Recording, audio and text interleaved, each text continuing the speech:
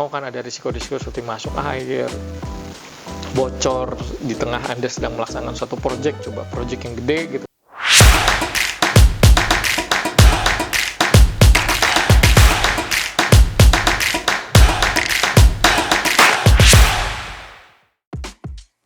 Selamat datang di YouTube channel saya.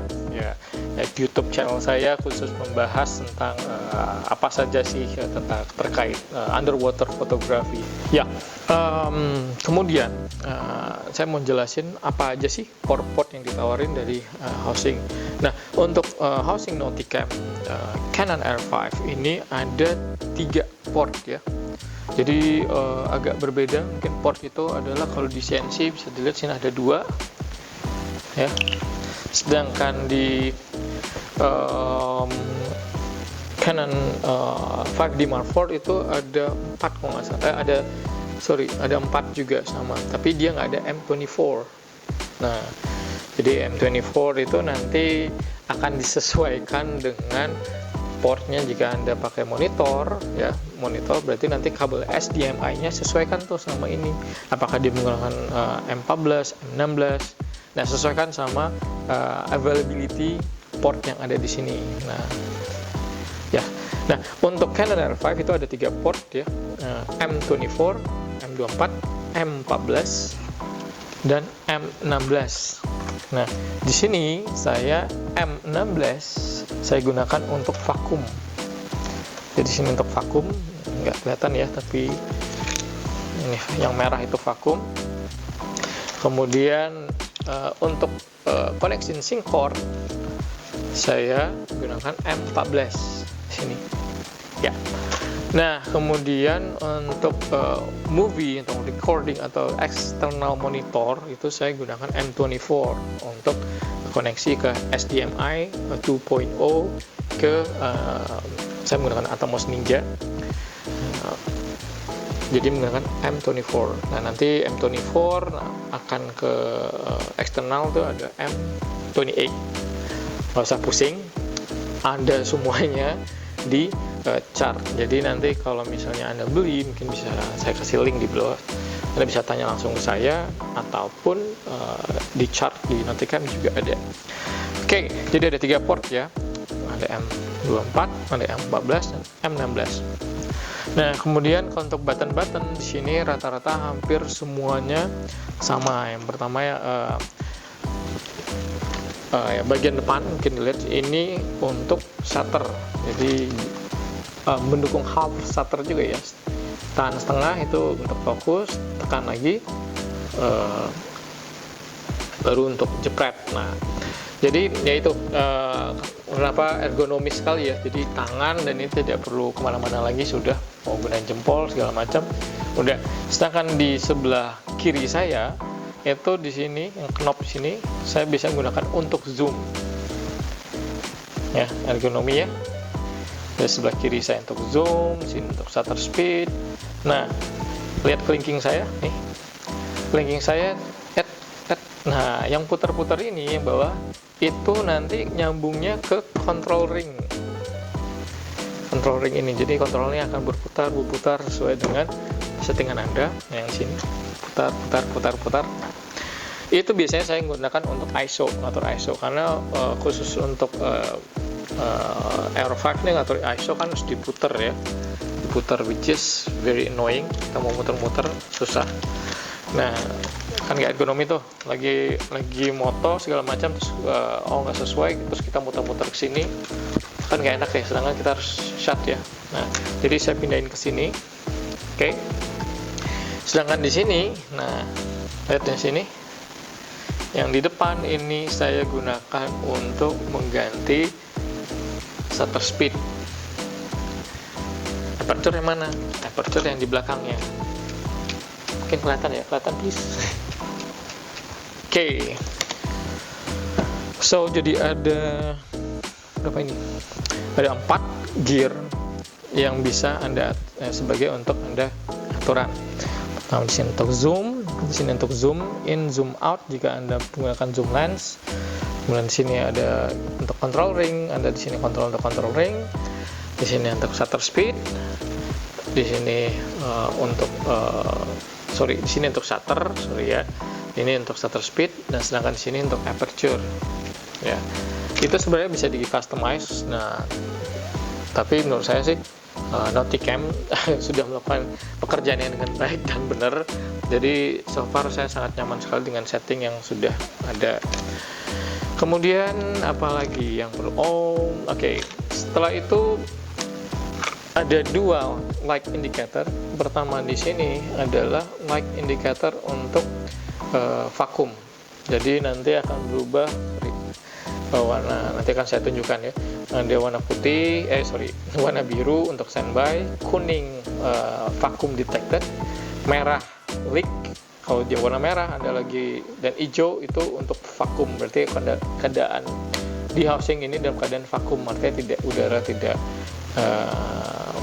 bisa masuk atau tidak ada kebocoran. Nah, bahasa simpelnya segitu. Jadi kalau lagi kerja terus hijau terus tiba-tiba merah, itu kan bahaya ya, deg-degan. Nah, itu mau kita harus ke surface, itu kan PR ya. Nah, kemudian kalau tanpa, kenapa saya penting ya? Nah, ini makanya saya harus butuh beli vacuum leak. Ya, beberapa orang ada yang butuh, nggak butuh, itu balik lagi ke Anda ya, kenyamanannya Anda. Bagi saya udah kurang lebih 5 tahun lebih di dunia underwater. Nah, menurut saya penting sekali untuk Anda memiliki vacuum. Why? Ya, karena setiap Anda bekerja, Anda kan gunakan ini untuk investasi jangka lama ya, karena ini harganya mahal dan gunakan kamera yang di dalamnya juga mahal. Jadi nggak mau kan ada risiko-risiko seperti masuk air, bocor di tengah Anda sedang melaksanakan suatu project yang gede gitu, tiba-tiba leaking gitu, kan ada tidak nyaman. Nah, makanya itu saya bekerja selalu pastikan ininya hijau. Ya terserah deh, ada beberapa profesional bilangnya bahwa I don't need that because that's for amateur. For professional, don't need lah. We trust ourselves. Ya, in the end, saya ingat banget itu back 3 years ago. Ya, akhirnya kamera dia masuk air. Ya. Kemudian light indicator kedua adalah car access. Jadi ketika Anda recording segala macam, jadi Anda di sini ada informasi bahwa dia lagi membaca atau dia lagi recording lah. Nanti ada hidupnya merah-merah gitu. Jadi ya sebenarnya tidak penting-penting amat, tapi at least Anda tahu bahwa kamera Anda sedang bekerja. And then number 3, ada di sini ada light juga. Jika Anda menggunakan mini trigger. Mini trigger itu apa ya? Nanti saya ada dijelasin sini. Mini trigger itu adalah, jadi kalau untuk compact itu mereka punya internal flash. Jadi untuk kamera-kamera profesional rata-rata tidak punya internal flash, artinya mereka harus beli dengan flash yang terpisah. Untuk underwater housing itu juga internal flashnya jadi beda. Ya kecil-kecil tapi harganya mahal. Saya ada berbagai tipe dan nanti kan ada mini trigger yang hanya memancarkan cahaya biasa untuk menyampaikan informasinya ke fiber optic adapter yang nanti nyambung ke strobe. Ya. Kedua, ada namanya TTL flash atau yang saya miliki itu Canon TTL flash. Jadi Anda bisa menggunakan features TTL di kamera Anda. Jadi ya itu teknologi baru. Nah, itu layaknya Anda bisa set shutter speed-nya juga berapa, terus besarannya cahaya, mau set manual. Nah, itu kelebihan dari TTL mini trigger. Nah, itu harus Anda beli tuh ya. Jangan lupa kalau Anda menggunakan fiber optic itu agak mahal dikit. Nah, karena Anda harus memiliki mini trigger flash trigger itu yang kurang lebih harganya tergantung merek ya, tapi Nauticam itu rata-rata 5 juta sampai 7,5 juta. Nah, jadi harus pikirin mau ketika mau invest mau mana nih, saya mau yang fiber optic atau menggunakan Synchrony. Nah, kalau Synchrony lebih murah karena Anda cukup beli portnya mau M14 atau M16, kemudian beli CNC cord connector, ada tipe Y atau single. Nah, kemudian langsung connect ke strobe yang memiliki features untuk menggunakan Synchrony cable tentunya. Nah, tapi semuanya ada plus dan minusnya nih. Nah, kalau Anda menggunakan fiber optic, artinya Anda tidak perlu ribet ya. Anda bisa plug and release-nya juga gampang, untuk siapnya juga gampang, nggak perlu takut lagi namanya ada kena air laut atau segala macam, karena koneksi Anda sudah tertutup di sini. Di sini di depan ini ada glass, jadi cahaya dari dalam ini akan mantul ke sensor di sini. Meanwhile, kalau Syncor enaknya adalah Anda bisa menggunakan field features di strobe secara langsung, ibaratnya kayak koneksi langsung, interface-nya langsung dari kamera to strobe. Jadi Anda bisa menggunakan TTL, bisa menggunakan full features-nya. But ada kurangnya nih, ada risiko tambahan ketika Anda tidak benar-benar memasangnya dengan benar. Satu, bisa saja air laut masuk ke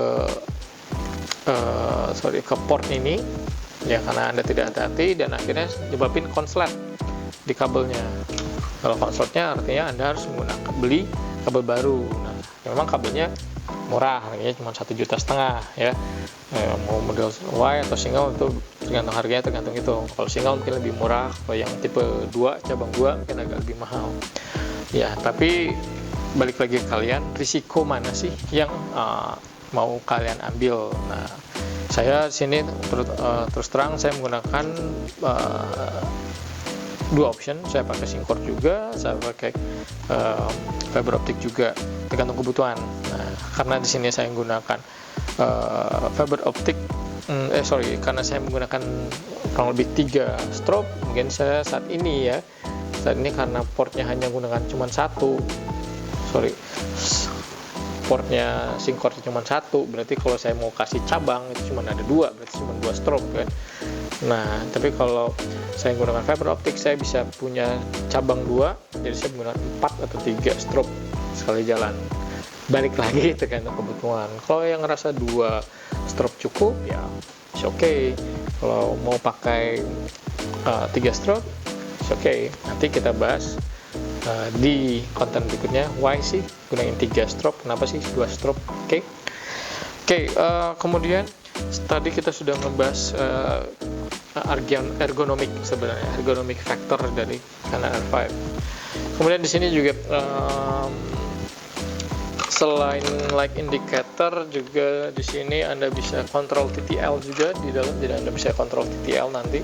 Untuk TTL di dalam kalau Anda menggunakan internal flash trigger.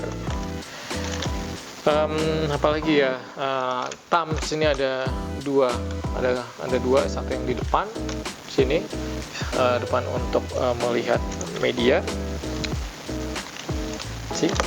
Sini untuk jika Anda mau melihat hasil foto atau preview bisa dari sini. Di sini untuk yang atasnya, tombol thumb yang atasnya untuk melihat Q option atau zoom. Untuk kalau misalnya mau zoom dari preview, tinggal thumbs yang di sini. Nih, lihat jempol saya.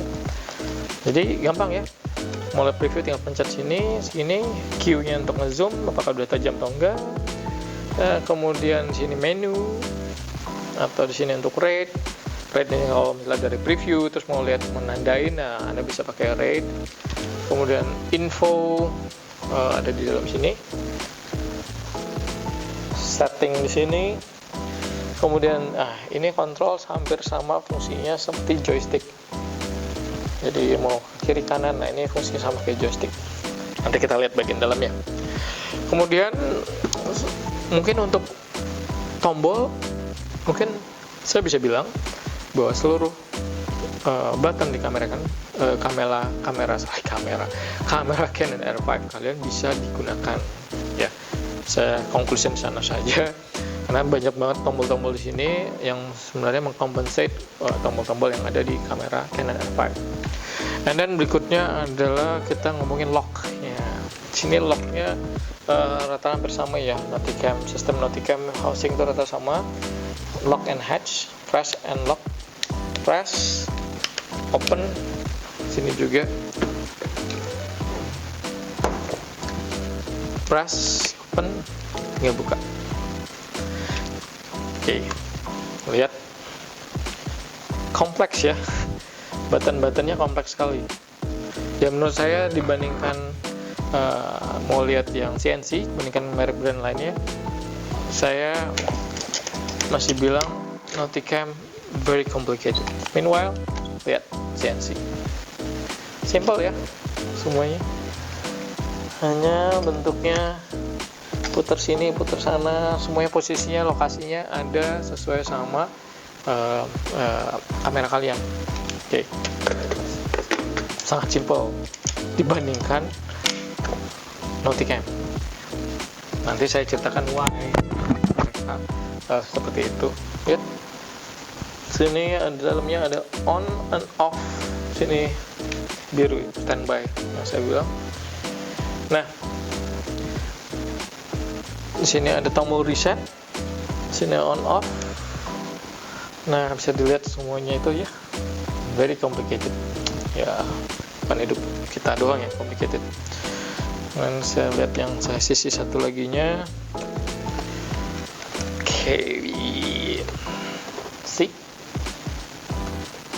kelihatan jelas kan? Nah, di sini yang tadi saya bilang menambahkan 2. Kalau Anda pakai M14 Synchrony, berarti nanti Hotsu-nya ada seperti ini. Nah, meanwhile kalau misalnya Anda pakai flash trigger, nah nanti taruhnya di atas di sini. Nanti taruh di Hotsu, nanti langsung masuk ke sini. Nah, ya kelihatan ya di sini. Kurang lebih beratnya housing ini, berat bersih tanpa kamera, kurang lebih 1 poin, ya mungkin hampir 2 kg berdua berat bersih. Ya jadi lumayan, nggak nyampe 2 sih sepertinya ya. Oke. Kemudian di sini juga jika Anda mau menggunakan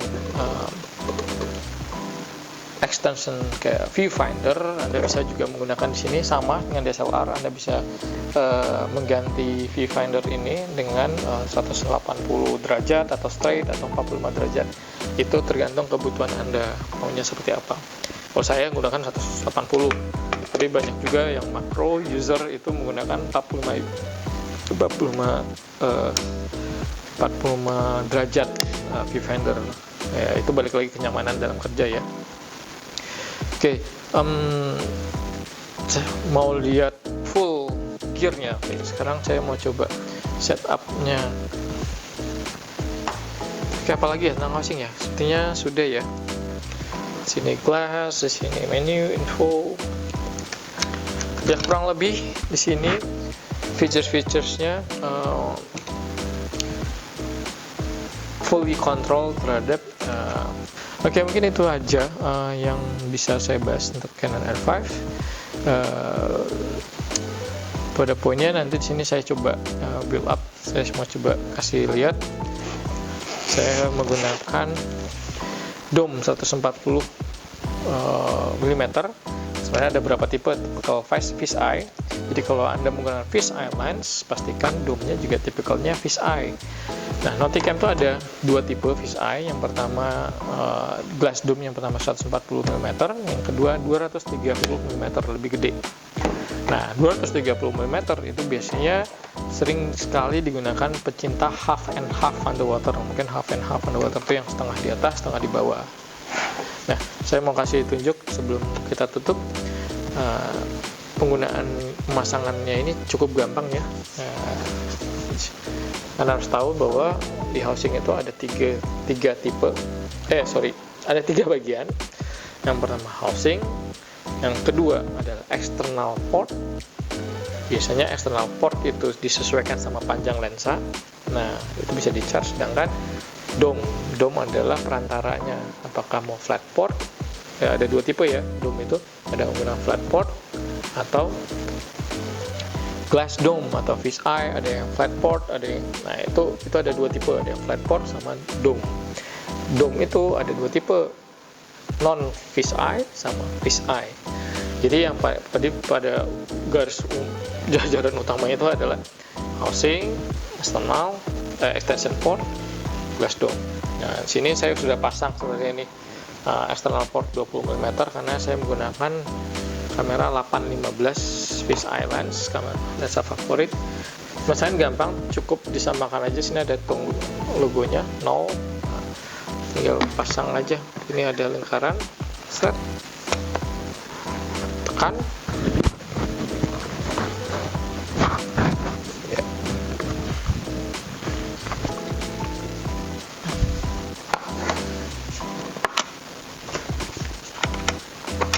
Oops, and lock. See, easy. Jangan buka deh. Ya, jadi intinya simple itu ya, Canon R5. Jadi jika Anda pakai EF lens, nggak perlu khawatir karena Anda pakai external extension port atau adapter untuk converternya. Oke, so mungkin cukup itu saja yang perlu saya review untuk pengalaman saya menggunakan Canon R5. Ya, sejauh ini saya cukup puas, mungkin bukan cukup ya, sangat puas dengan performa Canon R5. Juga saya sudah banyak project-project yang saya lakukan juga menggunakan Canon R5. Sampai-sampai Canon 5D saya terlupakan. Well, it's up to you untuk memilih gear, mau DSLR, compact, atau mirrorless, it's up to you, tergantung kebutuhan. Tapi ingat, pesan saya adalah kemampuan dan skill kalian itu akan selalu meningkat, ya. Nah, hanya saja yang tidak meningkat itu, atau mentok itu adalah gear yang kalian gunakan. Jadi pastikan, saran saya ya, kalau misalnya karena underwater kamera fotografi underwater itu ribet ngomong saya. Intinya underwater fotografi equipment itu sangat mahal, merupakan investment yang sangat besar, atau rata-rata orang berpikir sudah I buy it atau enggak, padahal gue jarang nyelam nih. Tapi ya udahlah, karena gue jarang nyelam, akhirnya saya beli yang biasa-biasa aja. Tapi kebanyakan itu adalah yang nyampe ke saya tuh teman-teman atau customer yang biasanya nyampe ke saya yang John, gue cuman buat ini doang sih, have fun doang. Yes, okay, saya build up segala macam, tapi in the next day, next month, setelah dia udah menggunakan kameranya dan dia tertantang, ternyata memang dia jago duluan fotografi, ternyata pas ketika underwater hancur, penasaran. Karena penasaran tumbuh namanya kayak rasa ingin belajar. Karena belajar kayak orang tuh ada yang fast learning, ada yang slow. Karena dia tertarik, memang passionnya fotografi, mau modelan. Kadang-kadang malah yang tadinya niatnya, gue beli yang murah-murah aja, gue nggak mau terlalu banyak buang duit di underwater. Dan berakhir dia mengeluarkan duit yang lebih banyak ketimbang kenapa sih nggak diturutin aja. Kebanyakan sih saya beberapa teman yang mau masuk ke underwater fotografi, karena saya tanya achievementnya mau seperti apa yang ekspektasinya mau seperti apa. Karena itu penting. Karena jika kalian tuh hanya untuk for fun, kalau for fun tuh gampang, kita waktu foto pakai GoPro segala macam, lihat laut hijau segala macam, udah senang-senang aja kan. Ya, tapi ada jika lihat dengan profesional, misalnya lihat referensi luar negeri atau referensi lokal kita yang cukup keren juga, pasti akan bilang, ternyata bisa gini ya, kok gue nggak bisa, gue harus apa nih kayak gini. Itu dia, pas momen itu adalah momen yang dimana sangat berat ya, karena kita harus sometimes kita sudah kebetulan udah beli gear sebelumnya, misalnya keburu beli compact atau yang murah, ternyata skill gue ternyata di atas itu gitu, mau nggak mau kan harus ngeluarin duit lagi untuk beli housing lagi, beli kamera lagi. Jadi think before you make an investment, terutama untuk underwater photography. Make sure gear yang kalian gunakan itu bisa memenuhi ekspektasi at least 3 atau 5 tahun lah. Itu saran dari saya. Jangan lupa like and subscribe untuk di channel saya, karena selain untuk saya channel ini selain untuk saya untuk menyampaikan video-video traveling, maupun saya juga di sini akan mengupas tuntas mungkin teknik fotografi ke depannya, juga mengupas deep talk terkait underwater gear, di mana kalian dapatin segala macam. Nah, itu saja. Saya John Hendriano. See you in next content. Bye.